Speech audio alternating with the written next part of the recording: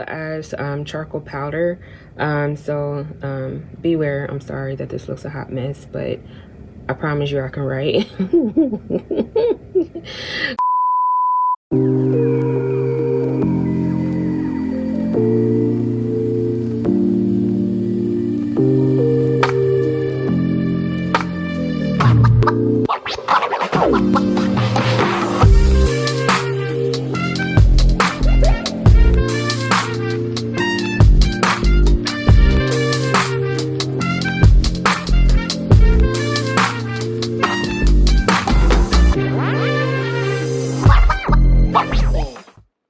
If you enjoy Draw and Paint What You Regret on YouTube and would like to show your support, you can find Cash App and Venmo information below. By all means, this channel is free to watch and learn from. Enjoy!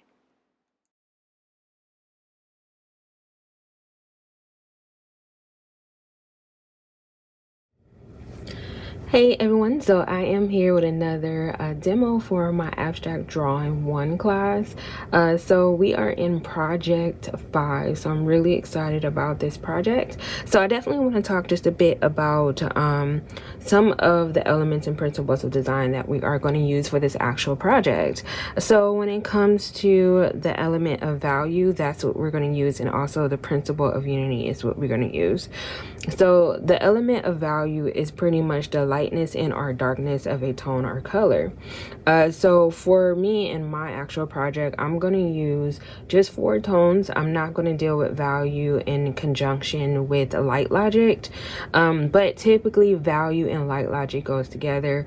Once you memorize and know your light logic principles like highlight, mid-tone, shadow edge, core, reflected light, as well as cast shadow and or pick. So once you memorize those things, then you pretty much just assign a actual value to each light logic principles. So that help you distribute your actual value. So I decided with this assignment, I'm just going to deal with 4 tones. I'm not going to deal with light logic with an abstract drawing, because this class is actually moving into abstract drawing. So that definitely means that we are, and just to give a little definition of what it is, we are pretty much distorting reality when we are doing our abstract drawing, as well as that could be color, it could be distorting form, it could be just distorting certain aspects of an actual drawing. So when it comes to this definition, it actually came from the University of Google, which is a great definition in my opinion to simplify abstract down or abstract art down. As well as when you think about abstract art, it's pretty much not an accurate representation of reality. So when it comes to this class, we are moving away from non-objective art into abstract art. So I definitely wanted to talk just a bit about that. That way, if I have some students that are working from home or on vacation, they kind of got an idea of what this project, what it entails. So when it comes to our composition, I'm still going over composition structures in class. I think that's very important. So in class, I'm going to talk about vertical composition. So this is sort of a vertical composition. It's a lot of compositions that's going on here, because really this can probably fall under all 3: vertical, grid composition, as well as symmetrical composition. But just to kind of give you an idea, we can definitely say that this is vertical, that's here. So when it comes to these composition, a vertical composition is just that typically you'll see buildings, or you'll see it could be telephone poles, trees, anything that is vertical within a composition. It could be a human figure vertical in composition. That's what a vertical composition is. A grid is basically just that. You want to think about a grid that you're using or placing over a composition. Typically, if you think about the rule of thirds in so many ways, it's kind of a grid. I'm trying to think of some examples to give you an idea, but most of the time with a grid, grids are vertical and horizontal at the same time. They have those two kind of aspects within them. And then when it comes to asymmetrical, that pretty much is just, you know, one side of the composition, it is bigger than the other. So it's a balance, but it's an asymmetrical balance. So if we look at this composition here, the most of the weight is on this side and not a lot of weight is on that side. If we split or we think about the background of this composition, this is asymmetrical because most of the actual background versus the table ground, we have a majority of the background versus the table ground when it comes to that overall shape. So, or at least a divide within that composition. So I definitely wanted to talk a bit about that. When it comes to unity, which is the principle of unity, unity is you're taking, I don't want to say a variety of elements, but you can say you could take about 2 or 3 elements, put them in a composition, and they have to work as a unit. So when it comes to my flowers here, they are pretty much working as a unit within the composition. I'm mainly just using shapes as well as I am using value within the composition. So that gives you an idea of how, or at least what elements I'm using, as well as it gives you an idea of how I'm using those elements within a unit.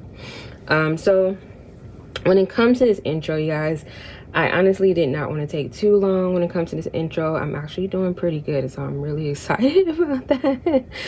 So once again, I believe I'm going to go with this composition. In class, we are working with charcoal reduction. So I'm going to talk a little bit about just some of my supplies. So bear with me, these supplies are a little dirty. But I have makeup sponges for wiping out with charcoal reduction. I also have some Vine because that's what I'm going to use that to get my drawing down. And then I have some sponges for charcoal. I'm going to definitely use that. So with charcoal reduction, and really for the sponges, the sponges I'm going to use for smudging if I need to smudge anywhere. When it comes to charcoal reduction, you typically need to have a variety of erasers. So I use a lot of mechanic erasers with my charcoal reduction. So I have electric that's here. So this is my electric eraser. And then I also have mechanic erasers, different sizes. And you also can use just a regular old rubber or plastic eraser that's here. You could definitely use that. That'll work. You can see mine is fairly dirty. I also have compressed charcoal just in case I may need some very rich darks. That's there. And then of course an array of charcoal pencils. So these charcoal pencils range from hard to soft. So it's all a different range. So we can have hard, HB, 2B, 4B, and 6B. So this kind of gives you that range of that. So it's a lot. I also have a Faber-Castell Pitt pencil, which is very, very dark. So I have that there. So those are all the materials that I'm using, as well as charcoal powder. Beware, I'm sorry that this looks a hot mess, but I promise you I can write. But this is charcoal powder. I have a bigger container, so I just put some in a smaller container for this actual demo. So just, yeah, this is horrible. This is what I'm going to use to tone my paper. So if you've never toned your paper with charcoal powder, I do have a charcoal reduction video that I'm going to link in the description box. That way you'll have an idea of that. When I start the demo, because my students already know, or I'm going to go over it in class, I am when I start my demo, I'm gonna have my paper already toned. So if you are like, how do you tone charcoal paper, and you're new to my channel, definitely I'll do my best to link that video in the description box. That way you can watch probably the first few minutes of that video to get an idea of how to tone your paper with charcoal powder. Other than that, guys, I believe that is it that I needed in my intro. So I will see you guys in the demo. Bye, guys. Hey everyone, so I am popping in with a voiceover.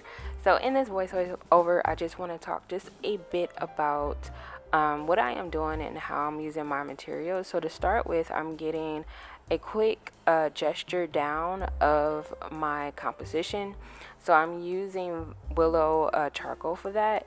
So Willow charcoal with charcoal reduction is a great tool, drawing tool to use because it's easy to erase. So when we are using charcoal reduction, we are erasing. Our erasing tools become drawing tools. So when it comes to our actual linear structure, or it could be a gesture or linear drawing, you want to make sure that you want to have some type of drawing tool that is easily to erase, and Willow in Arvine does that. So as you can see, I am using my ruler. I do make a decision when it comes to the stripes that I did put down in my thumbnail, and I decided not to do that. So I didn't go into too much depth of my drawing. And also now I'm starting the wipe out process right now. So I am using makeup sponges to wipe out. Makeup sponges, what I like about them is that they don't wipe out completely to the white of the paper. It's just one swoop of wipe, and that's why I like using them.